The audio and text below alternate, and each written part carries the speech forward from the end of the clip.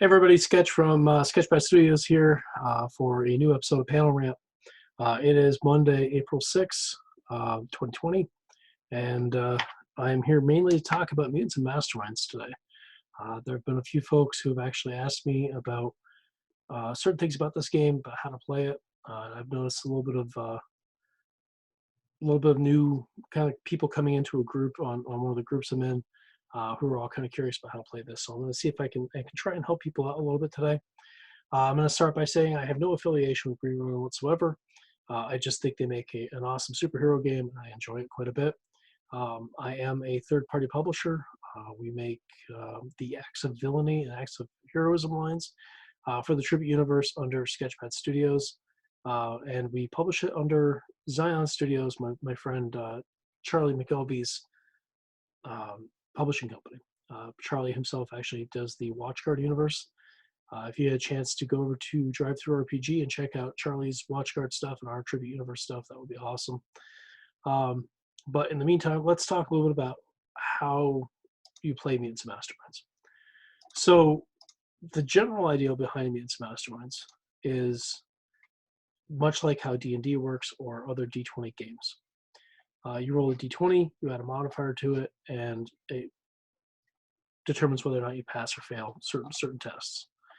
I'm going to switch this over here to share my screen and show you guys the book as we're going along here. So as you see, just like I said, D20 plus ability versus a difficulty class.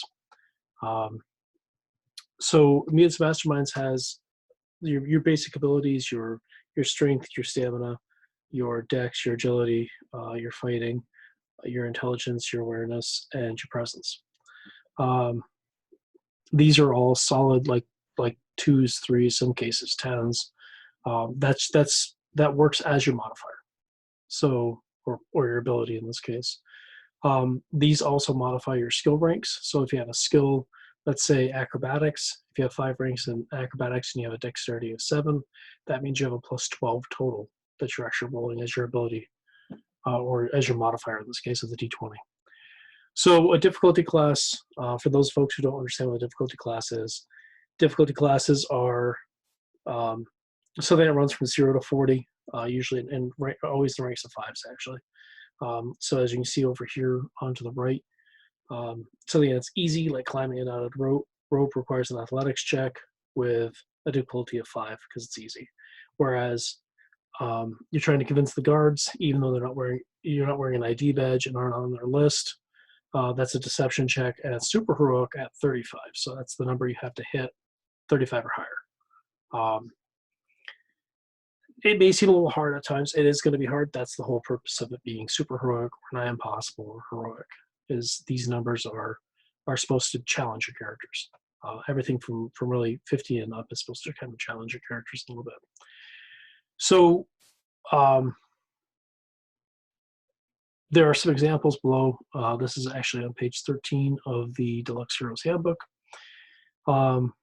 Things like climb the outside of a building requires an athletics check or strength.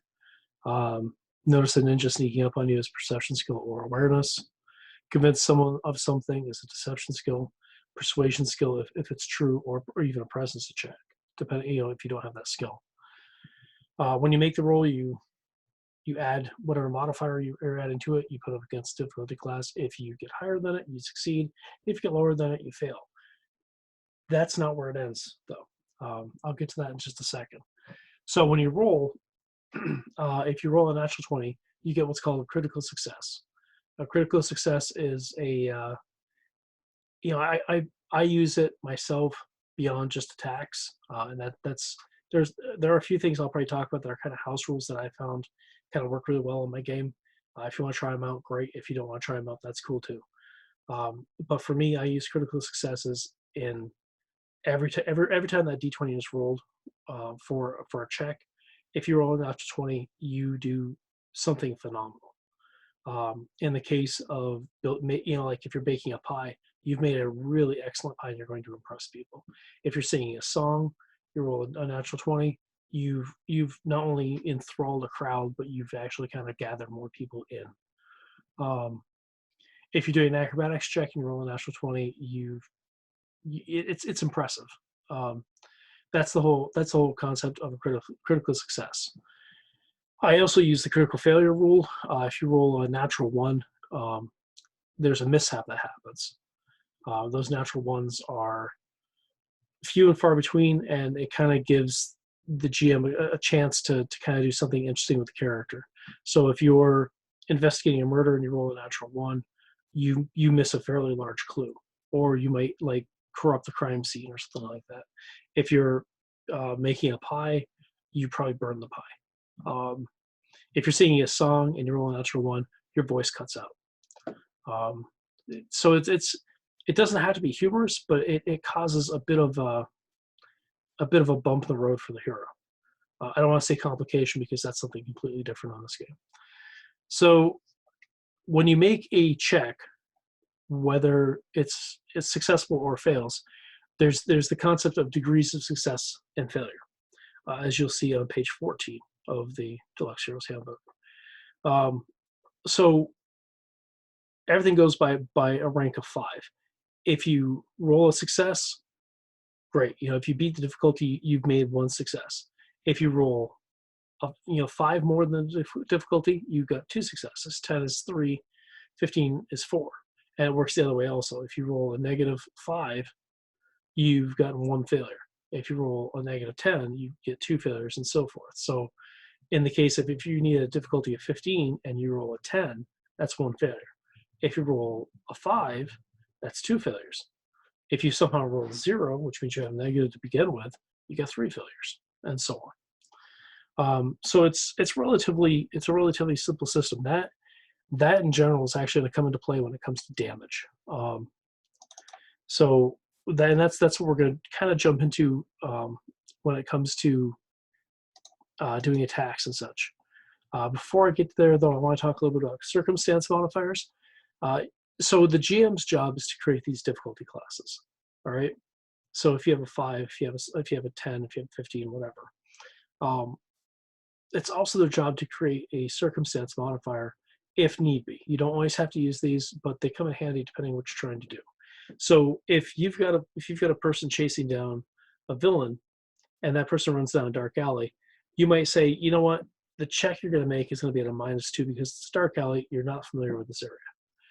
Whereas opposed if they were walking down, or if they were running down down the park in the middle of daylight and it was an open area, you might tell the player, okay, I'm going to give you a +5 to do this because it's very hard not to see him.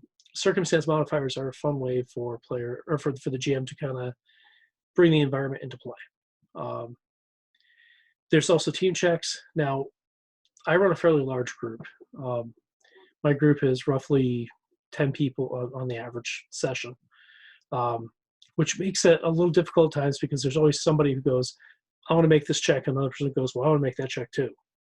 So team checks really kind of help out here because what they do is they allow you to say, okay, well, this person asked first. If you want to help them, you can, which makes everybody kind of work together. And so you may end up having like somebody making an investigation check. Another player's coming to help them. So you might ask the other player, okay, so go ahead and make an investigation check against a DC of 10. It's always a DC of 10. So when you roll that, you're going to, or when they roll that rather, it all depends on how many levels of success they get. If they get 1 level of success, they add a +2 to the initial roll. If they get 3 or more levels of success, they add a +5.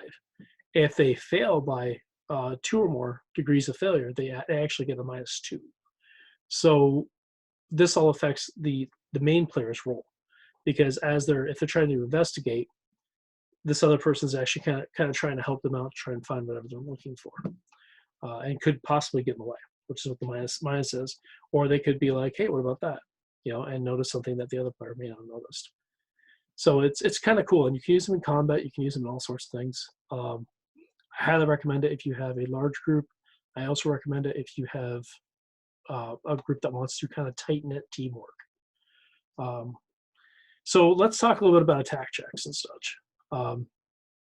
The An attack check is basically the exact same thing as a skill check or an ability check. You're going to roll your d20 plus an attack bonus plus your modifier. So what is that? Your attack bonus is always equal to either your dexterity or your fighting, plus any skill plus any advantage, because there are close combat skill or close combat advantages and range combat advantages. There's also a close combat and ranged combat skill. What are the differences between them? Well, the advantages actually, it's kind of like a level playing field. So if you get a +1 with close combat, it affects all close combat. If you're taking the skill close combat with ninja weapons, you're really good when it comes to ninja weapons. But you may not necessarily be good when you're using, say, batons or, well, like a non-ninja weapon, basically. I mean, a baton kind of, the ninjas may use those depending on what type of your world is. So the same thing works for range combat. Range combat is your dexterity plus any modifiers. In range combat skill, you might be really good at firing automatic weapons, whereas, someone hands you a flintlock, you're looking at like, what is this? I think I could use this. Whereas the ranged combat advantage actually just completely raises your dexterity for all ranged attacks. For me, I like using the skills for my players. I actually tell them to take skills in tight-knit groups. So if they have ice powers, if they want to take range combat with their ice powers, I allow that, because it's kind of a tight-knit group. Whereas, if I've got somebody who's got ice powers, flame powers, gravity powers, and cosmic powers, which are a vastly overpowered character to begin with, he would have to actually take all 4 of those abilities as separate skills, or take the range combat advantage. So a lot of it really depends on your character concept. So once you have that modifier fixed up, the GM then has to take their defense class of whatever villain you're trying to hit. The defense class is actually either your dodge or your parry, typically. Every dodge, parry, fortitude, toughness, and will are all listed usually as a modifier. So like a +3, +4, or whatever. When the GM does the defense class, he adds 10 to whatever the defense modifier is, or the defense class is, and then actually defense modifier, and that creates your defense class. So in the case of, like, say, trying to hit a thug, maybe the thug's parry is a +3, so that means you have to hit a 13 or above. The hero has to have 13 or above to actually hit the thug. Whereas that mastermind villain might have a dodge of 12, so that 12 plus 10, now the hero has to hit a 22 or higher to be able to hit him with his ranged attack. Parry always goes against melee attacks, and dodge is against ranged attacks. So if you manage to hit, you will then do damage. Damage in this game, though, isn't quite like, say, something like D&D or other hit points or health-based sort of point systems. Instead, it uses conditions to actually do stuff. There is kind of a point system built in, because when you do damage, it actually subtracts from your toughness, but we'll get to that in a second. So when you're actually doing damage and such, you actually create conditions. Like I said, certain powers like affliction will actually use more of these conditions more than anything else. And there are your basic conditions, and there are also the combined conditions, which combine 2 of the other ones and create something kind of new. So in the case of damage, when you get hit by something, you this also comes into your degrees a bit. When you get hit as a player, or even as a GM when using your bad guys, you have to actually determine how many degrees of failure, how many degrees of success a character might make it by. If a mastermind villain with a massive energy blast is hitting a player, that player has to make, let's say, a toughness save to resist it. Okay, so you're going to roll a d20 and you're going to add your toughness to it. There are occasional modifiers, like certain circumstance modifiers the GM might throw at you, but usually it's a straight toughness d20 roll for physical damage. In some cases, you might use your fortitude because they like if someone wants to create a poison effect, they might actually decide to alter the roll for a fortitude check, or mental effects usually affect will. On very rare cases, parry and dodge are used, but they're not as commonly used. So in the case of this guy being hit, this person's hero is being hit by this mastermind villain, the massive energy blast, and we'll say that the difficulty class for that energy blast is, we'll say, 25. Okay, so it's a decent attack. The player looks at his toughness, and if his toughness is 7, he rolls a d20, adds the 7 to it. In the case that he rolls, say, a 7, so he only rolled a 14, 7 plus 7, 14, against the 25. So that means he's actually gotten 2 degrees lower than what he needed. So in that case, the first degree of failure, you get what's called a hit, or we used to call them, I can't remember what I used to call them. But you get what's called a hit, and that actually subtracts 1 from your toughness. So the next time you make a toughness save, it's a little harder. This is where the kind of the hit point sort of structure comes in, because when you're out of toughness, you're not unconscious. You're kind of hurt, and you're making rolls with the skin of your teeth. So the second level, at the -10, you take a condition, and that condition is called stunned. Now, stunned here says the stunned character cannot take any actions, including free actions, because your bell's been rang. Somebody's hit you pretty hard. And then if you take another hit after that at the negative, or at 3 levels rather, you are going to be staggered. Now, a staggered character is dazed and hindered. So in this case, a dazed character is limited to free actions and single standard action per turn, although the character may use the action to perform a move as usual. So there is that. On top of that, you're also taking the hindered, which is you're at -1 speed. So you're hurt. Really, that's what it comes down to. You've been hit pretty hard. You're winded. If you take a 4th degree, and sometimes this comes pretty quick depending on what kind of damage you're dealing with. You're incapacitated, which of course is also another combined one. An incapacitated character is defenseless, stunned, and unaware. Incapacitated characters generally also fall prone unless some outside force or aid keeps them standing. In other words, they're unconscious. A lot of the times you got beat. You get taken out, as some games say. So that's the general idea behind combat. It is possible through through affliction or something like that, you may end up actually being something else. Affliction a lot of times deals with your flashes, your snares, like mind control kind of works as an affliction. So I mean, there's a whole plethora of things that we could possibly be talking about here, but the basics of it is what I've talked about.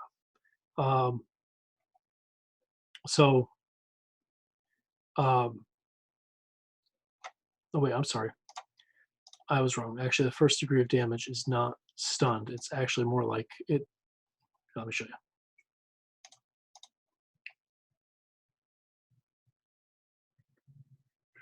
I can find my share screen. There we go. Okay, so this is actually where your toughness thing comes in. Success damage has no effect. 1 degree, -1 circumstance penalty to further resistance checks against damage. 2 degrees, a target is dazed to the end of the next turn, and -1 circumstance penalty to the further check. So they're actually dazed, not stunned.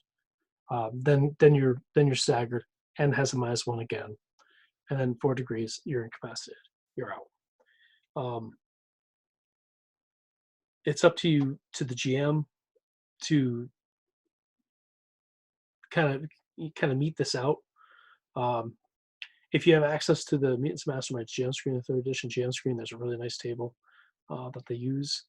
Kind of reminds me of the old Phase of Rip stuff for Marvel superheroes, and I'm sure that was partially intentional. There's a great example of combat here on page 242 to 243. And it's the game is relatively simple for the most part. The harder parts come into play when you're dealing with a massive group, and you don't have takedown. Takedown is by far one of the greatest things that Mutants and Masterminds has. It's really fun to watch a player dive into a bunch of minions with the takedown advantage and just start taking people down, much like what you see in comic books or cartoons or movies. And then maybe that's something we'll talk about at a later date. We'll also probably touch a little bit on hero points, and how luck works and stuff like that. But for right now, this is the basics on how to make your rolls, how to run combat, and other little kind of fiddly bits as far as that's concerned. If you have any questions, please let us know at Panel Rant over at Facebook. We have a great little page there. If you have any personal questions about our products or about this broadcast, feel free to reach out to me at sketchpad.studio@gmail.com. And I also kind of hang out in the Mutants and Masterminds forum on the Ronin Army site under Sketchpad. I also kind of hang out in the Facebook Mutants and Masterminds group there under DT Sketch Butchino. If you have any questions at all, please let me know. I'll try and answer them, and maybe I'll actually make another video like this. Hopefully this is helping everybody, and hopefully everybody enjoys. Stay safe out there, play some fun games, and let me know how your Mutants and Masterminds games are going. Take care.